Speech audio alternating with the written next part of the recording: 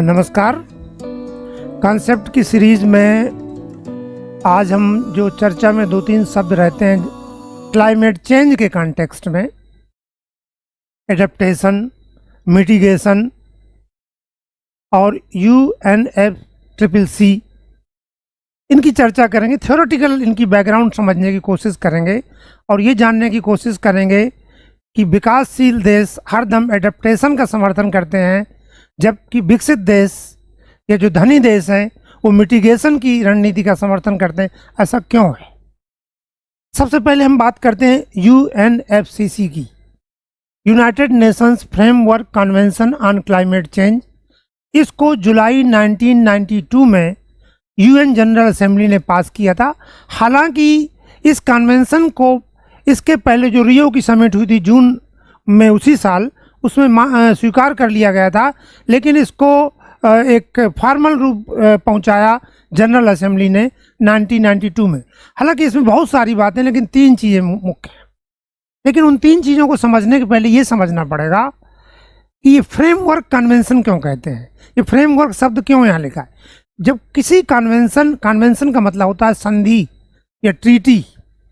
जब किसी ट्रीटी या इंटरनेशनल लॉ में ट्रीटी को कन्वेंशन कह देते हैं, तो जब किसी कन्वेंशन के पहले फ्रेमवर्क लगा है, इसका मतलब आपको ये समझना है कि ये अपने आप में लागू की जाने वाली संधि नहीं है, इसके अंदर कुछ और होना है और वो जो फैसले लिए जाएंगे वो लागू होंगे।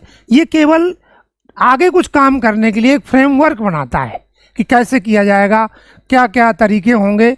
तो फ्रेमवर्क कन्वेंशन अपने आप में प्रैक्टिकली लागू नहीं है, उसके अंदर जो अब समझौते होंगे, जो संधियाँ होंगी, वो लागू होंगी।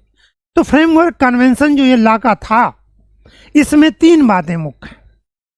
पहली बात तो ये है कि इन्होंने टारगेट रखा कि वो टारगेट ये है जो आप लोग जानते होंगे कि प्री इंडस्ट्रियल एरा यानी 1850 के समय जो दुनिया का औसत तापमान था उससे 2 डिग्री से अधिक नहीं बढ़ने देना है।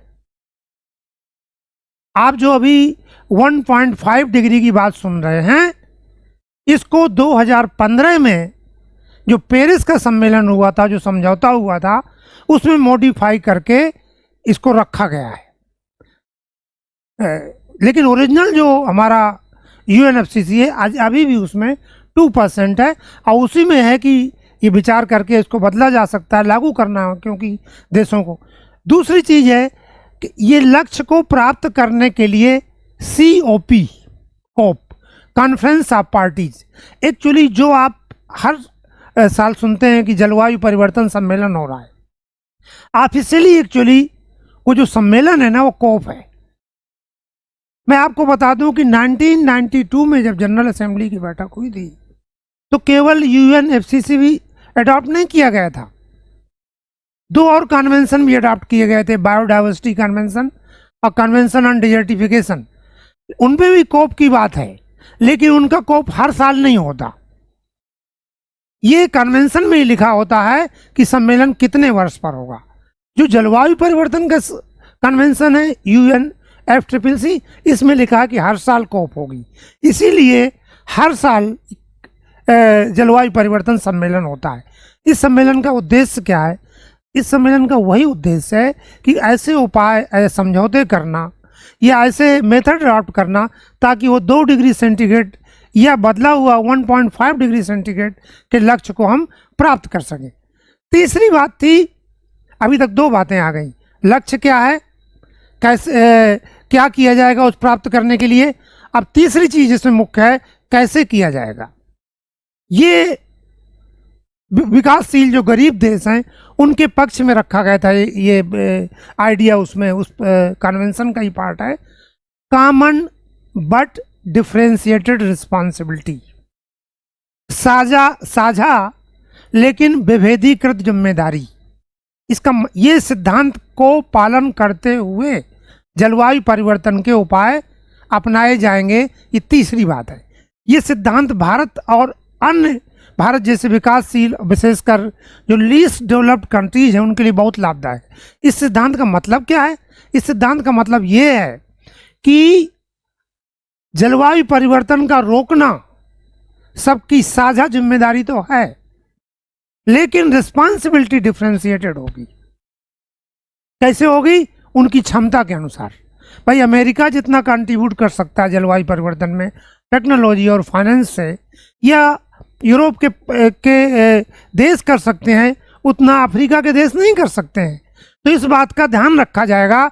ये नहीं होगा कि सबके ऊपर इक्वल रिस्पॉन्सिबिलिटी थोप दी जाए, डिफरेंशिएटेड रिस्पॉन्सिबिलिटी ही लागू की जाएगी।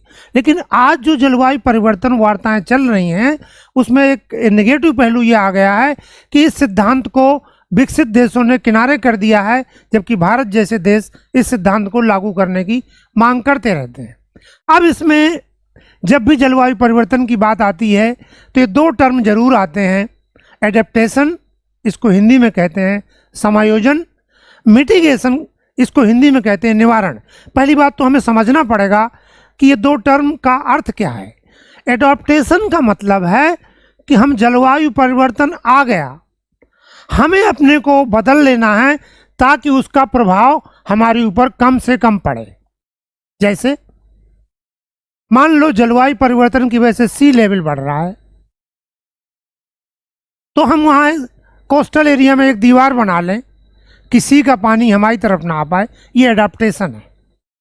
ये बाढ़ आ रही है तो हम दूर हट के चले जाएं, या जलवायु परिवर्तन की वजह से सूखा पड़ रहा है तो हम ऐसी फसल उगाने लगें जिसको कम पानी की ज़रूरत है। एडाप्टेशन का मतलब है हम जलवायु परिवर्तन के कारणों पे नहीं जा रहे हैं, उसके प्रभाव को अपने ऊपर कम से कम करने का प्रयास कर रहे हैं। यह है समायोजन, एडाप्टेशन।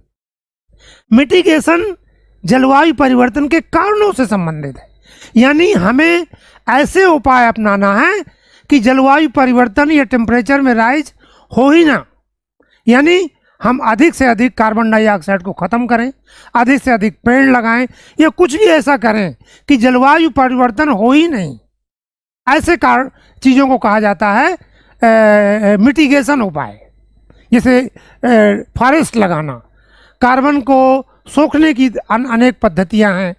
तो ये क्या है? ये मिटिगेशन के उपाय हैं। अब यहाँ पे जो मूल प्रश्न आता है वो ये है कि विकसित और विकासशील देशों में इस बात को लेकर क्या विवाद है। एक्चुअली विकासशील देश समायोजन पर की रणनीति पर ज़्यादा जोर दे रहे हैं, क्योंकि वो कहते हैं कि हमारी क्षमताएं कम हैं और हम ऑलरेडी प्रभावित हो चुके हैं, तो पहले हमें उसके प्रभाव से बचाओ, इसलिए समायोजन की नीतियां लाओ। जबकि विकसित देश कहते हैं कि समायोजन को छोड़िए, अभी हमें जलवायु परिवर्तन को जड़ से समाप्त करने का उपाय करना चाहिए। भारत और अन्य देश इस चीज़ का विरोध करते हुए कहते हैं कि जड़ से ख़त्म करेंगे, लेकिन पहले हमें उसके जो प्रभाव हमारे ऊपर पड़ रहे हैं, जो सीजनल मानसून में अंतर आ गया है, जो गरीब लोगों पर उस पर प्रभाव हो रहा है, उससे समायोजन के उपाय अपनाए जाने चाहिए। हर एक जलवायु परिवर्तन वार्ता में ये बात उठ के आती है, समायोजन बनाम निवारण या एडेप्टेशन बनाम मिटिगेशन। और मैंने ये स्पष्ट कर दिया कि दोनों का अर्थ क्या है और हम क्यों गरीब देश समायोजन की बात करते हैं और अमीर देश मिटिगेशन की बात करते हैं। लास्ट में इतना कहूँगा कि भारत जलवायु परिवर्तन वार्ताओं में गरीब या देशों या विकासशील देशों, जिसे आज हम ग्लोबल साउथ कहते हैं, उनका